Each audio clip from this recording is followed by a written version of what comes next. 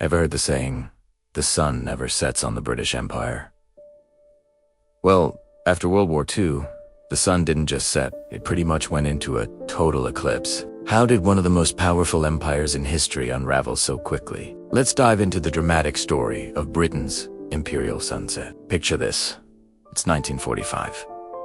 Britain is on the winning side of the war, but the victory is bittersweet. The country is economically shattered, cities are in ruins, and the treasury is empty. In fact, Britain was so broke, it had to take massive loans from the United States, effectively becoming financially dependent on its former colony. The famous economist John Maynard Keynes, who negotiated the loan, described it as a financial Dunkirk. Britain had won the war, but lost its economic independence. This financial weakness was the first major crack in the imperial foundation. While Britain was struggling to pay its bills, a new world order was taking shape. Two new giants, the United States and the Soviet Union, were now calling the shots. The age of superpowers had begun, and Britain, once a global heavyweight, found itself relegated to the role of a junior partner.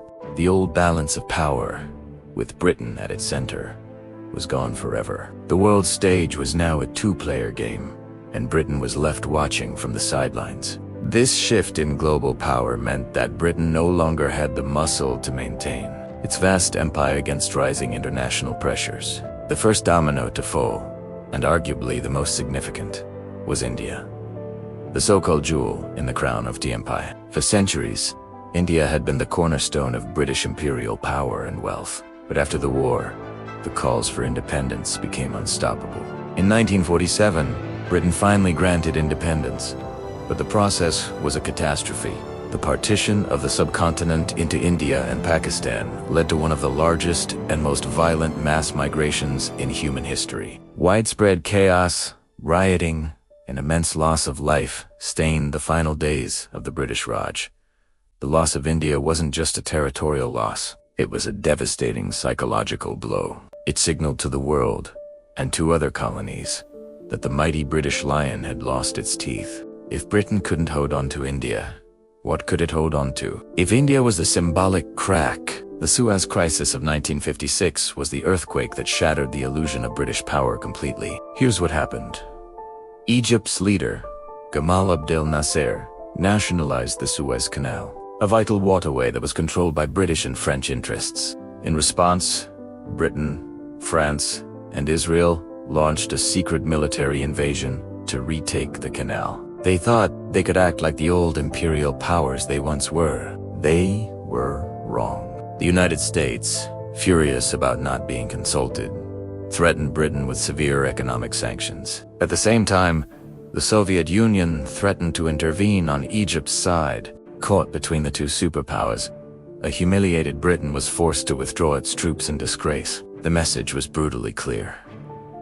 Britain could no longer act independently on the world stage without American approval. Its time as a global power was officially over. The Suez Crisis exposed Britain's weakness for all to see, accelerating the rush for independence across its remaining colonies. After Suez, the floodgates of decolonization opened wide. One by one, colonies across Africa and Asia began to demand and win their freedom. This process was what Prime Minister Harold Macmillan famously called the wind of change blowing through the continent. In some places, like Ghana, the transition was relatively peaceful. In others, like Kenya with the Momo uprising, it was marked by brutal conflict.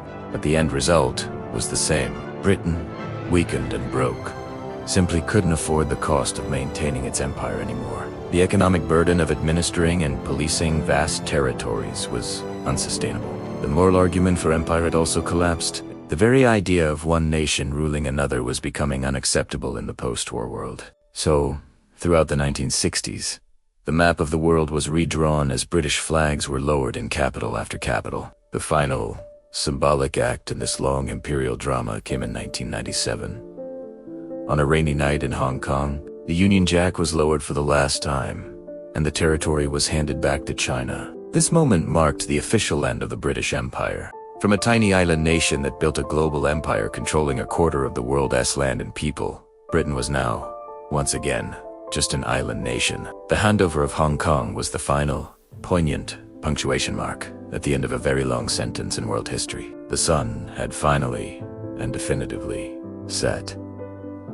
So what came next? After shedding its empire, Britain faced a profound identity crisis. For centuries, its identity was intertwined with being an imperial power. Now, it had to figure out its new place in the world. Was it part of Europe? A special partner to the United States? A leader of the Commonwealth?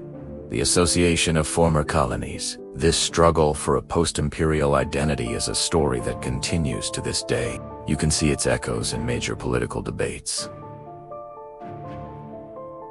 like Brexit, where questions of sovereignty, global influence, and national identity are front and center. The decline of the empire wasn't just about losing territory. It was about a nation having to fundamentally rethink who it was and what it stood for in a world it no longer dominated. The ghosts of the empire still haunt Britain, shaping its politics and its view of itself in the 21st century. From economic ruin and the rise of superpowers, to the symbolic loss of India and the humiliation at Suez, the fall of the British Empire was a rapid and transformative process. It reshaped the globe and left Britain grappling with a new reality. The story of its decline is a powerful reminder that no empire lasts forever, and that the tides of history can turn with surprising speed. Thanks for watching our deep dive into this fascinating period of history. What do you think is Britain's role in the world today?